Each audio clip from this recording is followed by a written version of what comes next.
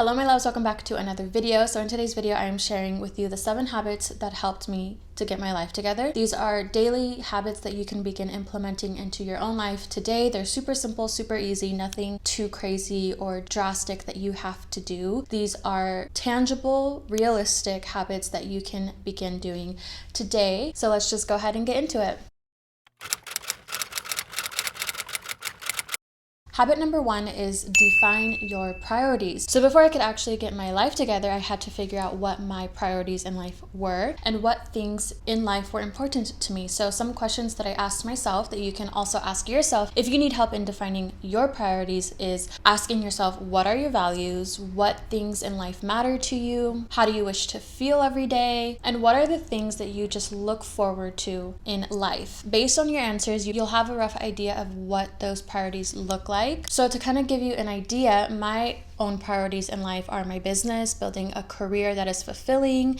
It is living an authentic life, one that I have full control over and I get to decide how I spend my time, and just having full control over my schedule and having complete freedom to do what I want, when I want, where I want. My family and friends are a top priority for me. My health and wellness is a top priority for me as well. And once I was able to define those priorities, I can then implement the following habits that I'm going to share with you. But habit number 1, which is super important, is to define your priorities and figure out what matters to you in life. Habit number 2 that helped me to get my life together is setting monthly/weekly goals and intentions for myself. So living an intentional life and working towards my goals are 2 things that are really important to me. And because of that, I set monthly and weekly goals for myself to hold myself accountable and to ensure that I'm actually taking steps and action towards achieving the things that I want and living the type of life that I want to live. Setting monthly goals for myself really helps to keep me on track and keep me focused on what I'm working towards. Before I started really implementing this habit, I didn't really write down my goals. I didn't have a clear path or direction of what I was working towards, and because of that, I didn't really take action, or I wasn't really making progress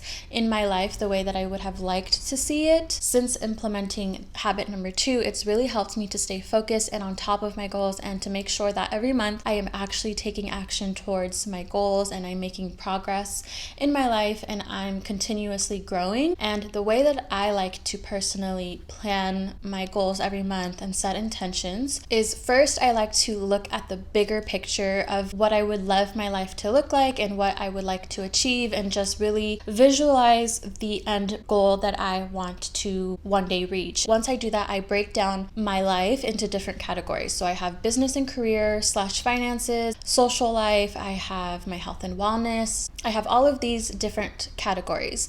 And within each category, I have my overall goal that I want to achieve within each category. So for my business, for example, one of my end goals is to have a multiple 6-figure business. Once I have that clear overall end goal written down and defined, I then break all the little things down that is going to help me actually achieve those goals. I like to break them down monthly and then weekly because it makes reaching those goals seem more attainable and more realistic and less overwhelming. It inspires me and motivates me to keep taking baby steps every single week. In order for me to reach this end goal, it's all in the little baby steps that I decide to take every day. So I think that is a really helpful tip. Knowing your overall end goal, breaking it down into categories, and then breaking down those goals into little steps and little actions that you can take every single month. Habit number 3 is to reflect. Reflection is so important in getting your life together, also keeping yourself on track. In addition to habit number 2, I think it's also important to reflect on your progress often, reflect on what's going on in your life, reflect what's coming up for you, what you're going through, how you're feeling, where you feel you need to improve on, where you feel like you're excelling in. You know, we live in such a fast-paced society. We're always on the go. We're always on to the next thing. We're always on the move. As a society, we don't take the time that we should to reflect on ourselves and reflect how we're feeling and everything that we're going through and accomplishing. And I think it's so important in getting your life together and ensuring that it stays together is checking in with yourself. So I like to check in with myself on a daily basis. I do this during my morning practice.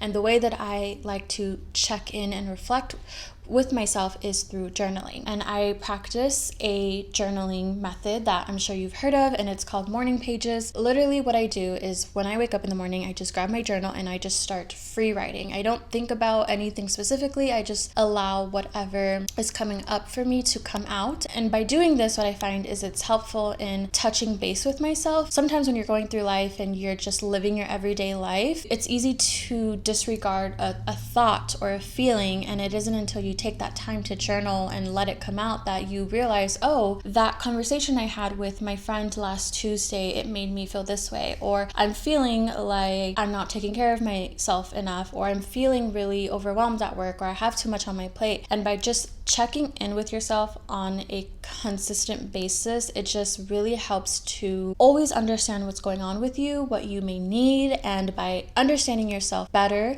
you can then give yourself whatever it is that you feel you may need. Because if you don't deal with them, or if you don't process certain things that may be going on with you, it's only going to get worse and worse and worse until you are forced to deal with them. Habit number 4 is having a morning routine. So I know morning routines are talked about so much, but there is a reason why there is so much emphasis on having a morning routine, and it's because morning routines are so powerful in setting the tone for your day and priming your mindset for success and having a good day. And hand to heart, I notice such a significant difference in my everyday experiences and my mindset and my mood and my productivity and all aspects, the difference when I don't do my morning routine and versus when I actually do my morning routine. To me, having a morning routine is a simple act of self-care, and I think it's an opportunity to connect with yourself before you go out into the world, before you go to your job, before you interact with people. I think it's before you do any of that, I think it's so important that you fill your own cup up first. I think the key in having a morning routine and actually sticking with it is to create a morning routine that is inspiring for you. I know there's so many videos here on YouTube and everywhere talking about like morning routines, and there's so many different types of morning routines you can have. And for me, I struggled with sticking with a morning routine when I added too much into my routine and there was a million things for me to do and it was like 2 hours long and it was just like this really extensive, overwhelming thing that I had to do right when I woke up in the morning. And because of that, I didn't feel inspired to actually do my morning routine. So my current morning routine is very simple, it's very easy, and it's something that I actually look forward to doing every single morning because they're things that I actually want to do and because I know I'm going to feel so motivated and so clear-headed and grounded after I do my morning practice. Do what works for you. So habit number 6 that helped me to get my life together, which I don't hear people talking about that often, but it is planning my life and planning things according to my chronotype. So if you don't know what a chronotype is or what I'm talking about, let me give you a brief rundown. Okay, so I took some notes on my phone. So I first heard about chronotypes through an author and clinical psychologist. His name is Michael Brewis, I believe it's pronounced, and he wrote the book, The Power of When. So The Power of When is a book written to help you discover your chronotype, and based on your chronotype, when it is best to do certain things like wake up in the morning, exercise, when you're most productive during the day, when you should go to sleep and for how long, and just essentially how to align your life and daily activities based on your chronotype. It says every person has a master biological clock ticking away inside of their brain and dozens of smaller biological clocks throughout his or her body. But unlike a normal clock, not every person's biological clock keeps the same time or even at the same pace. Different people fall into different classifications, aka chronotypes, and there's 4 different types of chronotype. There's dolphin, lion, bear, and wolf. There's a quiz that you can take to help you discover your own chronotype. I'll also link it down below, and it was created by the author. I am a bear, which I believe is the most like common chronotype that there is. And since figuring out that I'm a bear and when it's the best time for me to wake up and do certain things and when I'm most productive, I've essentially aligned my life to fit those times. And since doing that, I have noticed such a difference in my life. It's been such a helpful tool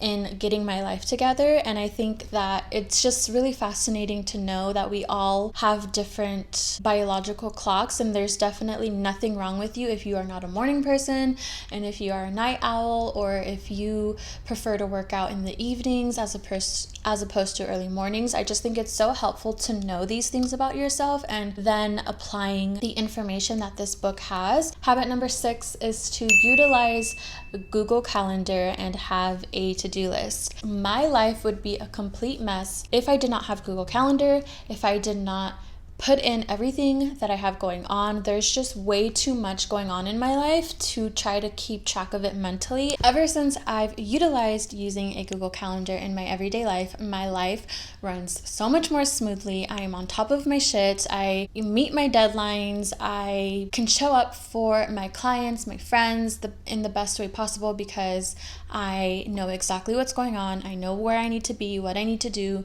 and my life is just so much better with a Google Calendar. You can use a Google Calendar, you can use a paper calendar, whatever works for you. I've used all methods, and my preferred method is Google Calendar just because it's in your phone, it's on your computer, you can customize it and make it really fun, and it's easy to move things around, and it's organized, and you can set notifications and reminders of certain things, and it's just a really convenient way to keep track of your life. So that's just my preferred method. And then on top of that, I also like to have a to-do list. So I have my Google Calendar that has all of my events, deadlines, appointments, content that I want to put out. It has all of that. And then what I do on a weekly basis is in my notes app on my iPhone, I create a weekly to-do list. The iPhone does have a to-do list application, but I prefer to create a to-do list on my notes app. I don't know, I just like it better. So what I do, I have my Google Calendar, and then on a weekly basis, every Sunday when I plan my week out,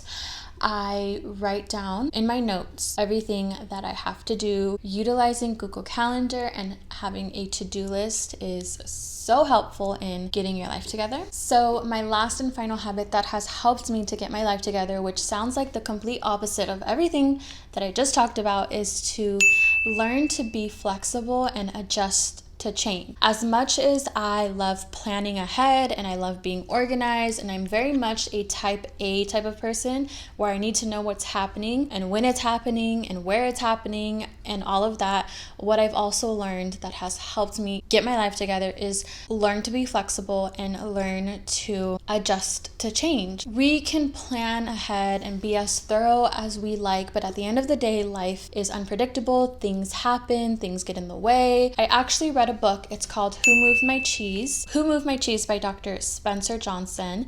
And it's a very quick, short, fun read all about how to deal with change in your work and in your life. And this book alone helped me so much in changing my perspective around needing to be so organized and so put together all the time. And it really helped me understand how to adjust to change, how to anticipate change, how to be comfortable with change, and also how to be flexible. And by being more accepting to change, that causes less overwhelm and less stress in one's life, I feel, because when we are resistant to change, that is when things can get really difficult for us, because we are trying to prevent something from happening that is meant to happen. Definitely recommend that book if you are someone who struggles with change, struggles with being flexible, is very type A like myself. All right, you guys, so these are my 7 habits that helped me to get my life together. Like I said, there's simple habits that you can begin implementing in your daily life starting today. And honestly, without these habits, my life would not be as successful as I feel that it is now, I feel like I wouldn't be making as much progress in my own life as I am making if I didn't have these habits implemented. Your life is a result of the things that you do every single day. If you want to get your life together, if you want to see change, you have to change the things that you do. And I think that these habits are a great place to start. I hope that you enjoyed this video. If you did, please don't forget to like, comment, and subscribe, and I will see you all in the next one.